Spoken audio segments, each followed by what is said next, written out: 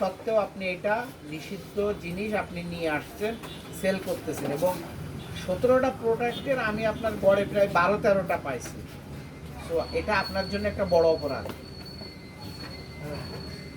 আপনি কি জেনে করছেন না না জেনে করছেন না মানুষের চাহিদা আপনি মানুষের চাই না চাইলে কাস্টমার এইগুলো এখন যদি কেউ আপনাকে বলে যে এই জিনিসটা অ্যাসিড, আমার কাছে একটা বাচ্চা এসে যদি কাস্টমার হিসেবে আপনাকে বলে যে আমাকে এক বোতল অ্যাসিড দেন, আপনি কি তাকে অ্যাসিড বিক্রি করবেন? কেন করবেন না? এটাও তো এক প্রকার কেমিক্যাল অ্যাসিড। মানুষ আমার মা খালাদের মুখে এটা দিলে পারে এটা তো তাদের সমস্যা হলে ড্রাইভার কার ক্যান্সার। আপনি যে ব্যাখ্যা দিচ্ছেন ইন্ডিয়া, পাকিস্তান, ভারত, বাংলাদেশের যে প্রোডাক্ট, এটা একরকম ব্যাখ্যা আছে। এটা তো সরকার বলেই দিচ্ছে, ব্যবহার করা যাবে না, পেপার পত্রিকায় দিচ্ছে। ভাই আমি আপনাকে মনে পাঠাচ্ছি। হ্যাঁ